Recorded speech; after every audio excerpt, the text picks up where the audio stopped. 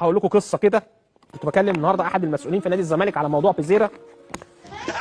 الزمالك جمهوره العظيم هو رقم واحد، وتبقى اللعيبه تحمل شرف ارتدائها لتيشيرت نادي الزمالك. طب اتفضلي اتكلي على الله عشان ما نقلش ادب عليك. وقال لي ايه؟ بص يا كريم، احنا اتكلمنا مع اللاعب واللاعب جاي خلال 48 ساعه.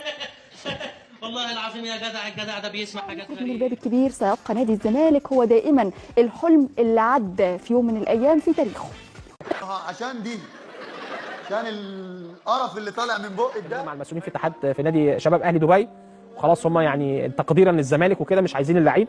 صحيح بقى زي ما هو انت قلت ايه، انت على كل حب وتقدير، ويبقى الجمهور الزملكاوي حاطط اللاعب ده في قائمه الشرف. احلى من الشرف مفيش. انت بتقي الله عشان انا بص كان في واد اسمراني من شويه معتوه ضايقني فما هتخليني. وقول يا كريم ان اللعيب خلال 48 ساعه جاي. قلت له ماشي، حاجه كويسه. زغرته يا اخوان، يا حتى زغرتي والنبي يا نسوان. كل خير ويقدره ويحب ويشيد بيه مهما تبدلت الظروف ومهما طال العمر. ما هو اي كفته في اي بتنجان.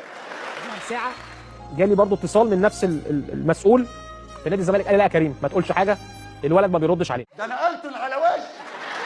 مبسوطين.